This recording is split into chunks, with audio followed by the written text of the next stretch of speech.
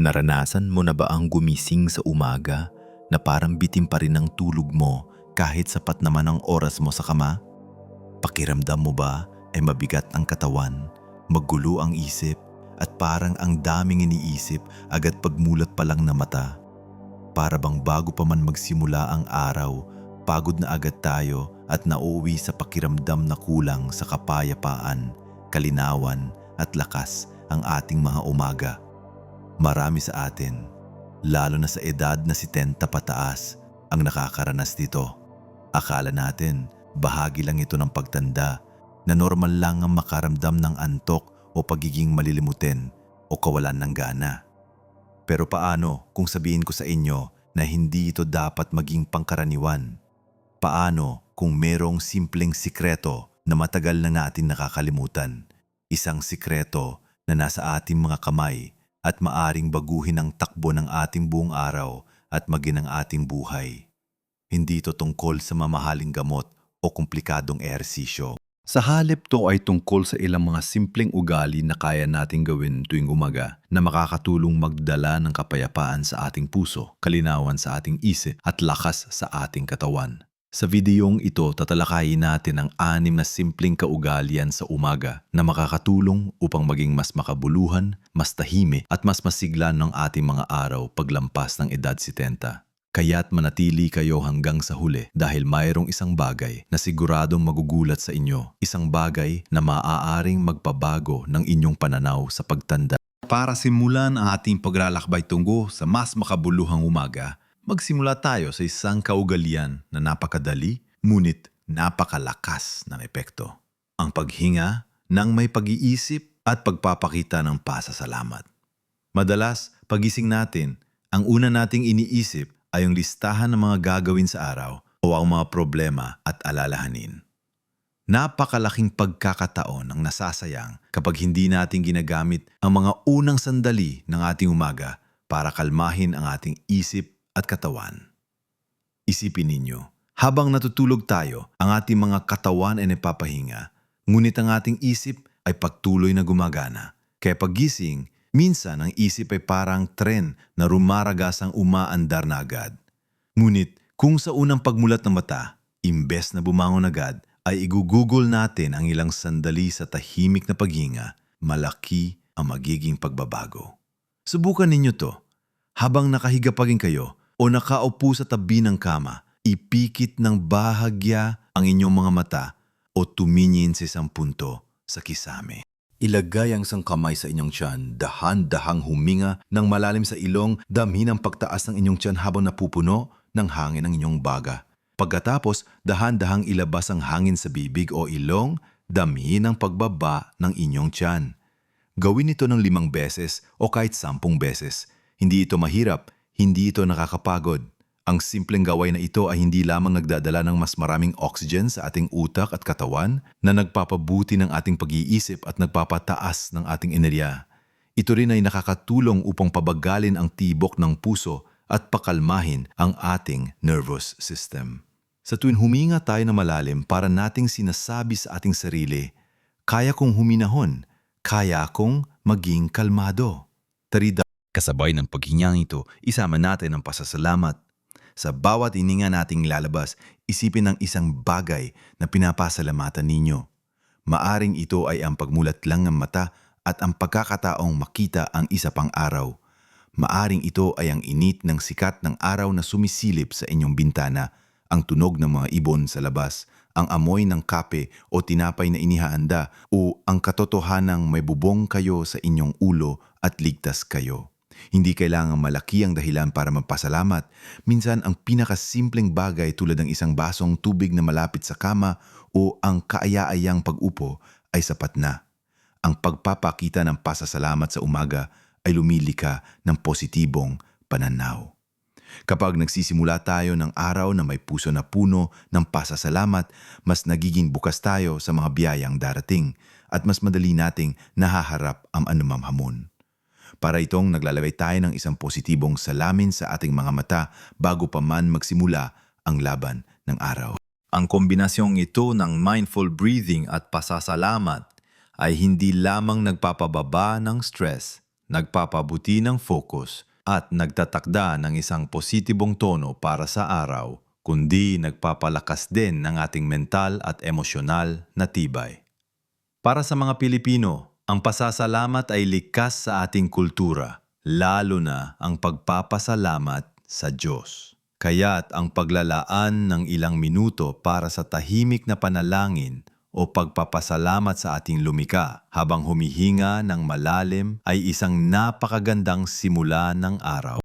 Ngayon na napag-usapan na natin kung gaano kahalaga ang simula ng ating araw nang may intensyon sa pamamagitan ng paghinga at pasasalamat, dumako naman tayo sa isang napakasimpleng gawain na madalas nating binabalewala ngunit napakalaki ng pakinabang. Ang pag-inom ng tubig paggising. Alam nyo ba na pagkatapos ng 8 oras na pagtulog, ang ating katawan ay bahagyang dehydrated? Para tayong halaman na nangailangan ng dilig pagkatapos ng isang mahabang gabi. Ang pag-inom ng isang basong tubig paggising ay parang nagbibigay ng sariwang pampagana sa ating buong sistema. Hindi lang ito basta pag-inom. Ito ay isang ritual na nagpapahiwatig na handa na ang ating katawan na gumising at gumana ng maayos.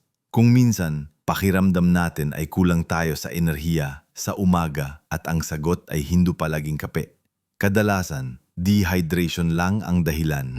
Ang tubig ay mahalaga para sa bawat function ng ating katawan. Mula sa pagpapadaloy ng dugo, paglilinis ng mga lason hanggang sa pagpapagana ng ating utak. Kaya bago pa man kayo magkape o kumain ng almusal, subukang uminom ng isang basong maligamgam na tubig. Bakit maligamgam? Mas madali itong tanggapin ng ating tiyan at mas mabilis itong maabsorb ng ating katawan.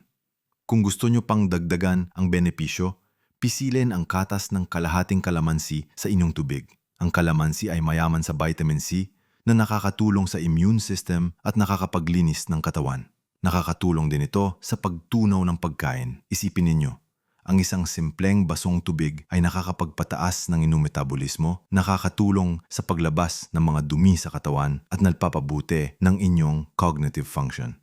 Marami sa ating mga nakatatanda ang nakakaranas ng problema sa panunaw o pagiging constipated. Ang regular na pag-iinom tubig, lalo na sa umaga, ay isa sa pinakamabisang paraan para mas solusyonan ito. Nagiging mas madulas ang paggalaw ng ating bituka at mas nagiging regular ang ating pagdumi. Bukod pa rito, ang pagkakaroon ng sapat na tubig sa katawan ay nakakatulong sa pagpapanatili ng moist ng ating balat at mga kasukasuan na nagpapabawas ng pagiging tigang at sakit. Hindi lang ito tungkol sa pagalis ng uhaw. Ito ay tungkol sa pagbibigay ng pangangailangan ng ating katawan sa tamang simula ng araw. Ang simpleng kaugalyang ito ay isa ring anyo ng pagmamahal sa sarili. Isang pagpapaalala na ang ating katawan ay isang templo na nangangailangan ng regular na pag-aalaga. Kaya simula bukas ng umaga, bago pa man lumabas ang sikat ng araw, ihanda ng inyong baso ng tubig sa tabi ng kama. Gawin itong unang bagay na hanapin ng inyong kamay paggising. Ang dalawang kaugaliang ito, ang paghinga ng may pag-iisip at pagpapakita ng pasasalamat at ang pag-inom ng tubig paggising, ay magkatuwang na gumagana upang ihanda ang inyong isip at katawan para sa isang magandang araw. Pero huwag tayong tumigil dito. Mayroon pa tayong iba pang mga kaugalian na maaring magdagdag ng kapayapaan at lakas sa ating umaga. Ngayon na napag-usapan na natin ang kahalagahan ng paghinga, pasasalamat at pag-inom ng tubig, dumako naman tayo sa ikatlong ugali na makakatulong sa atin na magkaroon ng mas masigla at malinaw na umaga. Ang magaan na paggalaw o ehersisyo. Alam niyo po, ang ating katawan ay nilikha para gumalaw. Pagkatapos ng mahabang oras ng pagtulog, natural lang na makaramdam tayo ng paninigas at kaunting panghihina. Para tayong isang makina na kailangan ng kaunting pampadulas at pagpapainit bago ganap na umandar. Hindi natin kailangan ng matinding ehersisyo na nakakapagod o nakakasakit. Ang kailangan lang ay mga simpleng paggalaw na magpapabuhay sa ating mga kalamnan at kasukasuan.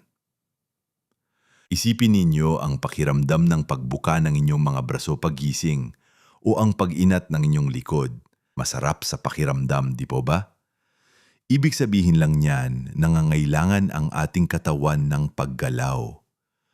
Pagkatapos nating uminom ng tubig, subukang bumangon at gumawa ng ilang minuto ng mga magagaang na pag-inat.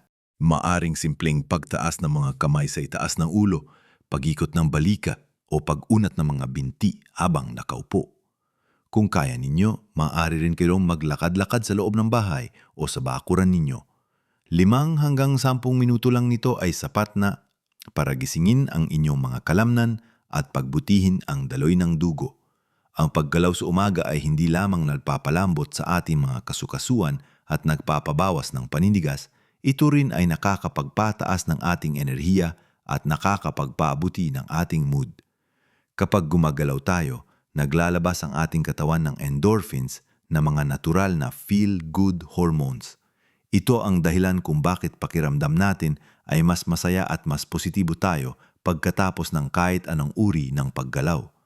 Bukod pa rito, ang regular na magaan na ehersisyo ay nakakatulong sa pagpapanatili ng balanse na mahalaga para maiwasan ang pagkadulas at pagkahulog. Sa ating edad, ang pagkahulog ay maaaring magdulot ng malubhang pinsala, kaya ang papapalakas ng ating balanse sa pamamagitan ng simpleng paggalaw ay napakahalaga.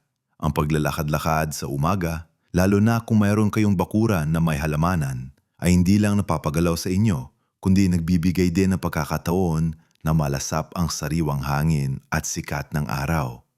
Para sa mga Pilipino, ang pagtanim at pag-aalaga ng halaman ay isang nakasanayan na libangan na nagbibigay din ng pisikal na aktibidad. Kaya't kung may mga halaman kayo sa bahay, subukang alagaan sila sa umaga at isipin ninyo na hindi lang kayo nag-aalaga ng halaman, kundi nag-aalaga rin kayo ng sarili ninyo. Ang paggalaw ay hindi lamang napapalakas ng ating katawan, kundi nagpapalinaw din ng ating isip at nagbibigay ng pakiramdam ng kapayapaan dahil alam nating inaalagaan natin ang ating sarili. Ang ikapat na kaugalian naman na ating pag-uusapan ay ang maingat na pagkain at masustansyang almusal. Pagkatapos ng lahat ng paghahanda ng ating isip at katawan, panahon na para bigyan ang ating sarili ng tamang gasolina para sa araw. Marami sa atin, lalo na kung nagmamadali, ay basta na lang kumakain ng kung ano ang nasa harapan o di kaya ay nagpapalipas ng almusal. Pero ang almusal ang pinakamahalagang pagkain sa buong araw. Para itong unang pondo na inilalagay natin sa ating bank account sa umaga.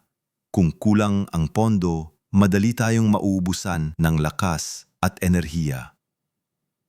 Ang susi ay hindi lang basta kumain, kundi kumain ng may pag-iisip at piliin ang mga pagkaing magbibigay sa atin ng pangmatagalang enerhiya. Iwasan ang mga pagkain na sobrang matamis o sobrang naproseso dahil mabilis nitong mapataas ang inyong blood sugar na mabilis ding bababa at magdudulot ng pagkapagod. Mas mainam na pumili ng mga pagkaing mayaman sa fiber, protein at healthy fats. Halimbawa, ang isang mangkok ng oatmeal na may kasamang prutas tulad ng saging, mangga o papaya ay napakagandang simula. Nabibigay ito ng sustained energy at nakakatulong sa panunaw. Ang pandesal na may kasamang malunggay, spread o kaya'y itlog at tinapang isda ay isa ring masustansyang opsyon na madali natin makikita dito sa Pilipinas. Ang mahalaga ay hindi lang kung ano ang kinakain, kundi kung paano tayo kumakain. Subukang kainin ang inyong almusal ng walang istorbo. Ilayo ang cellphone, patayin ang telebisyon at mag-focus sa inyong pagkain. Tikman ang bawat kagat, damhin ang texture at amuyin ang bango. Ang maingat na pagkain ay hindi lamang nagpapabuti ng ating panunaw, kundi nagbibigay din ng kasiyahan at pakiramdam ng kapayapaan. Sa halip na magmadali at madaling mahilo, ang paglalaan ng oras para sa almusal ay nagbibigay ng pagkakataong mag-reset at magsimula ng araw ng may mas malinaw na isip. Ngayon tayo na maingat, mas nalalaman din natin kung kailan tayo busog na nakakatulong maiwasan ng sobrang pagkain. At tandaan, ang sapat na nutrisyon sa umaga ay may malaking epekto sa ating konsentrasyon, memorya at pangkalahatang pakiramdam sa buong araw. Kaya't gawin nating kaugalian ang maglaan ng oras para sa isang masustansiya at maingat na almusal. Ito ay isang investment sa ating kalusugan at kapayapaan ng isip na siguradong magbubunga ng maganda. Ngayon na napag-usapan na natin ang paghinga, pag-inom, paggalaw at masustansyang almusal, dumako naman tayo sa ikalimang kaugalian na makakatulong magpanatili ng ating isip na matalas at aktibo, ang paglinang ng isip. Habang tayo ay tumatanda, mahalaga na patuloy nating ginagamit at hinahamon ang ating utak. Para itong isang kalamnan kapag hindi ginagamit ng hihina. Maraming paraan para panatilihing aktibo ang ating isip sa umaga at hindi ito kailangang maging komplikado o nakakapagod. Ang simpleng pagbabasa ng ilang pahina ng libro o ang pagbasa ng dyaryo para alamin ang mga balita ay napakagandang simula. Hindi lang ito nagbibigay ng impormasyon, kundi nagpapagana rin ng ating memorya at pag-iisip. Kung hindi kayo mahilig magbasa, subukan ninyong magsagot ng crossword puzzle, sudoku o anumang uri ng brain games na makikita ninyo sa dyaryo o sa mga apps. Ang mga gawain na ito ay nakakatulong sa pagpapalakas ng inyong cognitive functions na mahalaga para maiwasan ang pagkalimot at pananatili ng inyong isip na malinaw. Mayroon ding mga simpleng audio materials na maaaring pakinggan tulad ng mga inspirational podcasts, mga balita sa radyo o kahit simpleng pakikinig sa musika na napapagaan ng inyong kalooban. Ang mahalaga ay ang paglaan ng oras para sa intensyonal na pag-engage ng inyong isip. Maaari rin kayo maglaan ng ilang minuto para matuto ng isang bagong salita o isang bagong impormasyon tungkol sa isang bagay na interesado kayo. Halimbawa, sa umaga, habang umiinom ng kape, maaari ninyong tingnan ang inyong kalendaryo at isipin ang mga nakaraang kaganapan o planuhin ang susunod na selebrasyon. Ang pag-iisip tungkol sa mga positibong alaala ay nakakatulong din sa paglinang ng isip at nagbibigay ng pakiramdam ng kapayapaan. Ang patuloy na pag-aaral at paggalugad ng bagong kaalaman, anuman ang inyong edad, ay nagpapanatili sa atin na buhay at konektado sa mundo. Ang mga aktibidad na ito ay hindi lang nagpapatalas ng ating isip, kundi nagbibigay din ng pakiramdam ng pagiging produktibo at may kakayahan na nakakadagdag sa ating pangkalahatang kagandahan ng pakiramdam at kalinawan ng pag-iisip. Kaya't huwag nating pabayaan ang ating isip. Bigyan natin ito ng sapat na ehersisyo at nutrisyon tulad ng ating katawan. At panghuli, ngunit isa sa pinakamahalaga, ang ika-6 na kaugalian na magdadala ng kapayapaan, kalinawan at lakas sa ating umaga ay ang pagtatakda ng intensyon sa araw. Madalas, pagkatapos ng lahat ng gawain sa umaga, dumidiretso na tayo sa ating mga obligasyon o sa ating mga nakasanayang gawain ng walang malinaw na direksyon. Para tayong barkong walang kompas sa dagat. Ang pagtatakda ng intensyon ay hindi nangangahulugang paggawa ng mahabang listahan ng mga gawain. Sa halip, ito ay tungkol sa paglalaan ng ilang minuto para pag-isipan kung anong klase ng araw ang gusto ninyo magkaroon o anong pakiramdam ang gusto ninyo maranasan. Maaari itong maging kasing simple ng pag-iisip na yon gusto akong maging matiyaga o ngayon magiging bukas ako sa mga bagong ideya. O ngayon gagawin ko ang aking makakaya para matapos ang isang mahalagang gawain. Kung gusto ninyo, maaari ninyo itong isulat sa isang maliit na notebook o isang piraso ng papel. Ang pagsusulat ay nakakatulong magpalinaw ng ating isip at nagiging mas konkreto ang ating mga intensyon.